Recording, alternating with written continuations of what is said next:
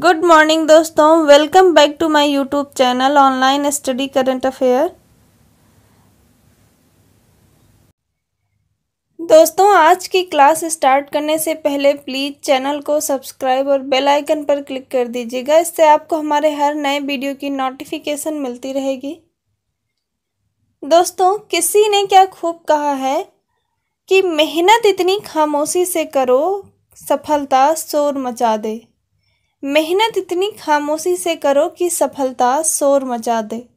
दोस्तों, ये लाइन अपने आप में बहुत ही ज़्यादा मोटिवेट करने वाली लाइन है।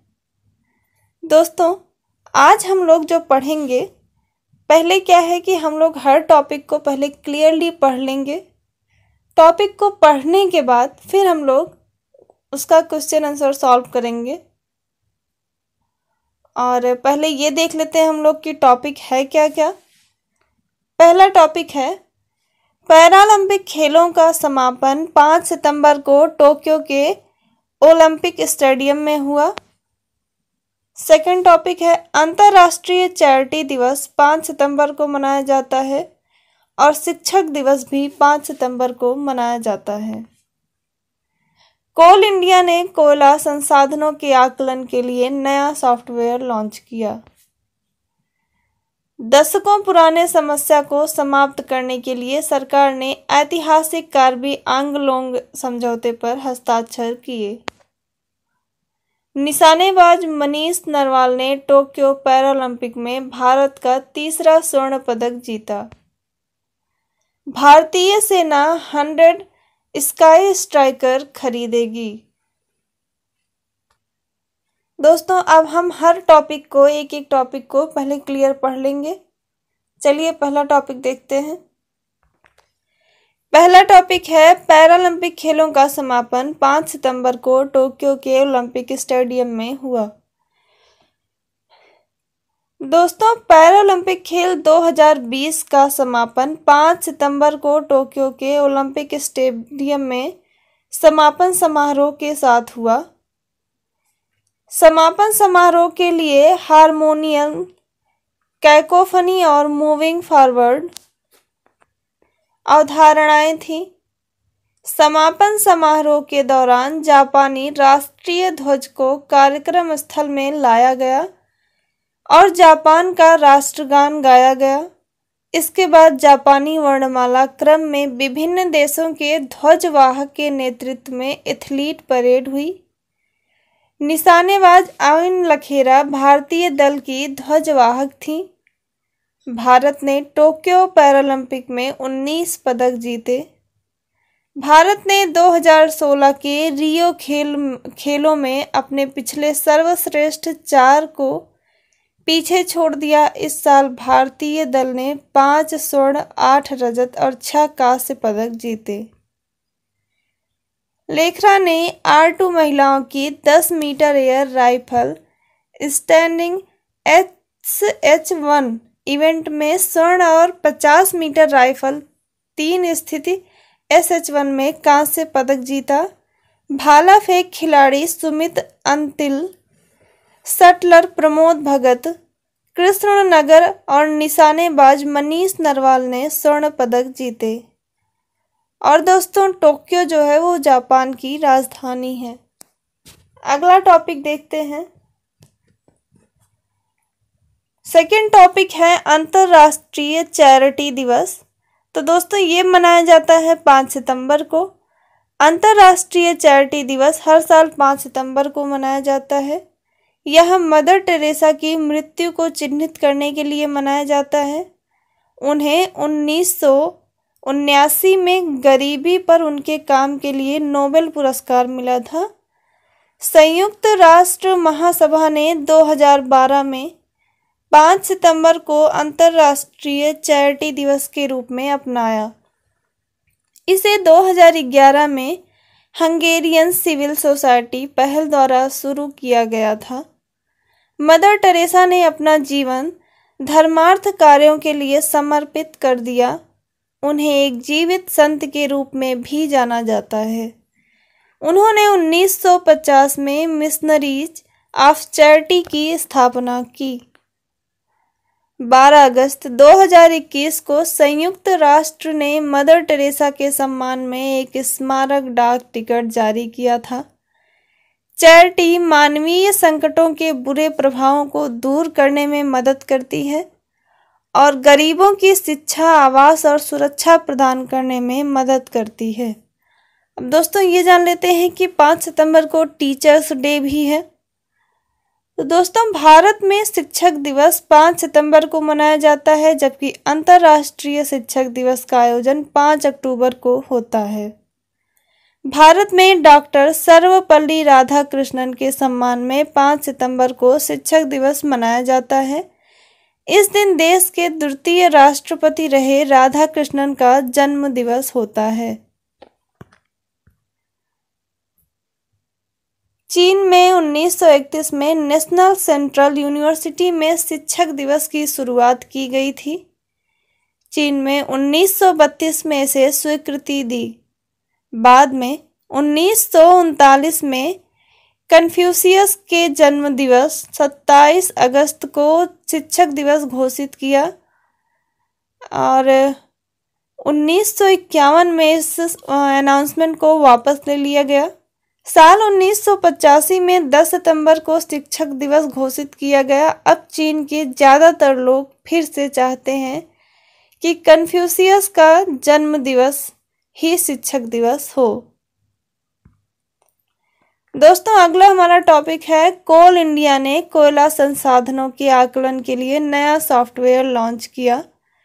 तो इसके बारे में देखते हैं कि कोल इंडिया लिमिटेड ने कोयला संसाधनों के आकलन के लिए स्पेक्ट्रल एनहांसमेंट SPE नामक एक नया सॉफ्टवेयर लॉन्च किया है।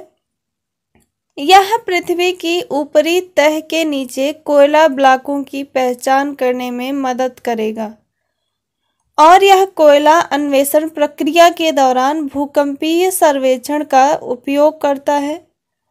वर्तमान भूकंपीय सर्वेक्षण तकनीक पृथ्वी के नीचे कोयले की पतली परत की पहचान नहीं कर सकती है। नया सॉफ्टवेयर सबसे पतले कोयला सीमों के परिसीमन की पहचान करने में सक्षम है। इस नए सॉफ्टवेयर को कोल इंडिया लिमिटेड की research and development arm central mine planning and design institute ने Gujarat energy research and management institute के सहयोग से विकसित किया है। यह कोयला उत्पादन में आत्मनिर्भर भारत के मिशन का समर्थन करेगा। यह भारत सरकार के स्वामित्व वाली एक कोयला खनन और रिफाइनरी कंपनी है। यह दुनिया का सबसे बड़ा कोयला उत्पादक है। यह भारत के घरेलू कोयला उत्पादन में लगभग 80% योगदान देता है। इसका मुख्यालय कोलकाता, पश्चिम बंगाल में है। दोस्तों हमारा अगला टॉपिक है दशकों पुराने समस्या को समाप्त करने के लिए सरकार ने ऐतिहासिक कार्बी आंगलोंग समझौते पर हस्ताक्षर किए।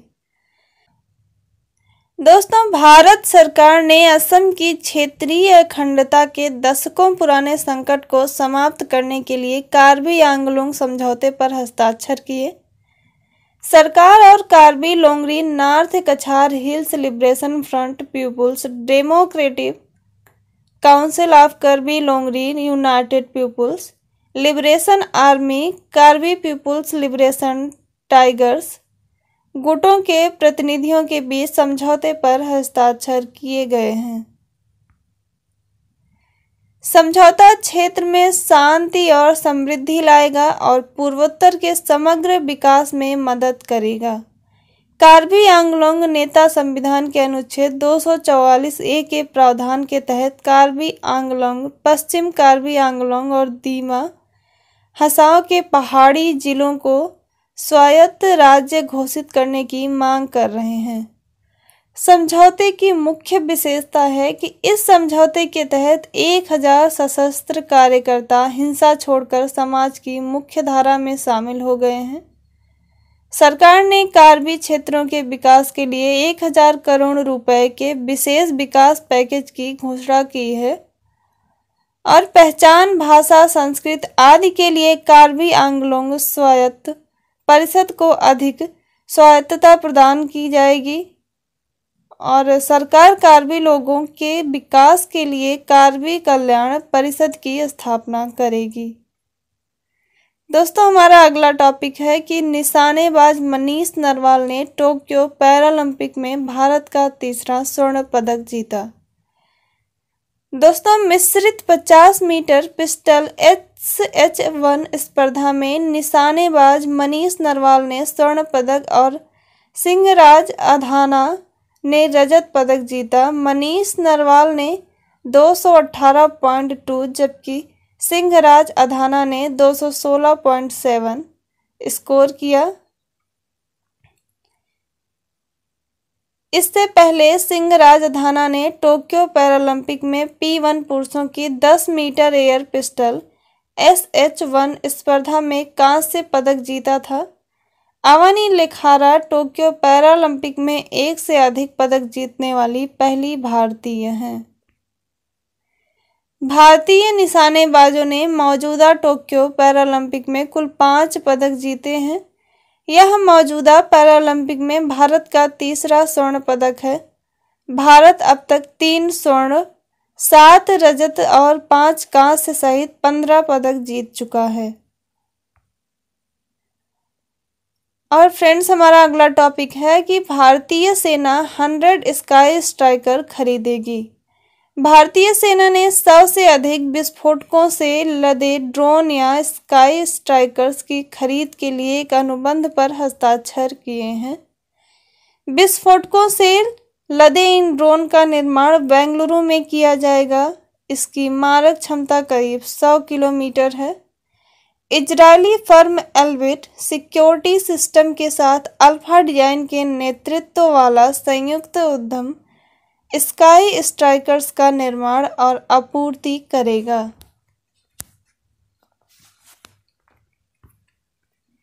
स्काई स्ट्राइकर्स को आत्मघाती ड्रोन भी कहा जाता है। यह 5 किलोग्राम विस्फोटक के साथ लक्ष्य का पता लगा सकता है और उस पर हमला कर सकता है। अल्फा एल्बिट जेवी पहले ही ऐसे 100 ड्रोन का निर्यात कर चुकी है। इसने भारतीय वायुसेना के साथ 2 अनुबंधों पर हस्ताक्षर किए हैं और भारतीय सेना इन ड्रोनों का इस्तेमाल बालाकोट प्रकार के मिशनों के लिए करेगी। दोस्तों ये हुआ हमारा टॉपिक आज का क्लियर। अब हम लोग सॉल्व करते हैं क्वेश्चन को।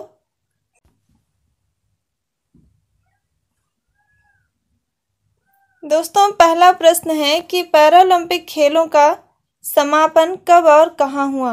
ऑप्शन ए है 5 सितंबर टोक्यो में, 4 सितंबर स्विट्जरलैंड में, 3 सितंबर टोक्यो में, 6 सितंबर स्विट्जरलैंड में।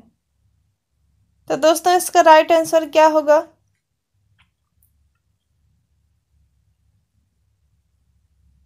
कुछ सेकंड का टाइम है, तब तक सोचिए आप लोग क्या होगा। 5 सितंबर टोक्यो, 4 सितंबर स्विट्जरलैंड, 3 सितंबर टोक्यो, 6 सितंबर स्विट्जरलैंड। क्या होगा दोस्तों। दोस्तों इसका राइट आंसर है ऑप्शन ए 5 सितंबर। अगला प्रश्न है अंतर्राष्ट्रीय चैरिटी दिवस कब मनाया जाता है। 3 सितंबर, 4 सितंबर, 5 सितंबर या फिर 6 सितंबर। बताइए दोस्तों कब मनाया जाता है। 3 सितंबर, 4 सितंबर, 5 सितंबर, 6 सितंबर। दोस्तों इसका राइट आंसर क्या है। इसका राइट आंसर है ऑप्शन सी 5 सितंबर। अगला प्रश्न है शिक्षक दिवस कब मनाया जाता है। ऑप्शन ए है 5 सितंबर, बी है 4 सितंबर, ऑप्शन सी है 3 सितंबर और ऑप्शन डी है 6 सितंबर। दोस्तों इसका राइट आंसर क्या होगा। 5 सितंबर, 4 सितंबर, 3 सितंबर या फिर 6 सितंबर। शिक्षक दिवस कब मनाया जाता है। दोस्तों शिक्षक दिवस मनाया जाता है 5 सितंबर को, इसलिए इसका राइट आंसर है ऑप्शन ए 5 सितंबर। अगला प्रश्न है कि किसने स्पेक्ट्रल एनहांसमेंट नामक एक नया सॉफ्टवेयर लॉन्च किया है। ऑप्शन ए है कोल इंडिया लिमिटेड, बी है एनटीपीसी लिमिटेड, सी है ओएनजीसी और डी है गेल इंडिया। तो दोस्तों इसका राइट आंसर क्या होगा? क्वेश्चन है स्पेक्ट्रल एनहांसमेंट नामक एक नया सॉफ्टवेयर किसने लॉन्च किया है। दोस्तों अभी अभी हमने पढ़ा है कि स्पेक्ट्रल एनहांसमेंट नामक सॉफ्टवेयर लॉन्च किया है। बताइए दोस्तों किसने लॉन्च किया है? Coal India Limited, NTPC Limited, ONGC या फिर गेल इंडिया ने। दोस्तों इसका राइट आंसर है option A Coal India Limited. अगला प्रश्न है किस टोक्यो पैरालंपिक में भारत का तीसरा स्वर्ण पदक जीता? किसने टोक्यो पैरालंपिक में भारत का तीसरा स्वर्ण पदक जीता? ऑप्शन ए है पीवी सिंधु, बी है रवि कुमार दहिया, सी है मनीष अग्रवाल और डी है बजरंग पुनिया। दोस्तों इसका राइट आंसर क्या होगा? टोक्यो पैरालंपिक में भारत का तीसरा स्वर्ण पदक किसने जीता है? कौन सा दोस्तों? तीसरा स्वर्ण पदक है, ध्यान रखिएगा। तीसरा स्वर्ण पदक किसने जीता है? Option A PV Sindhu, Ravi Kumar Dahiya, Manish Agarwal या फिर बजरंग पुनिया ने। दोस्तों क्या होगा इसका आंसर? भारत का तीसरा स्वर्ण पदक जीता है दोस्तों ऑप्शन सी मनीष अग्रवाल ने।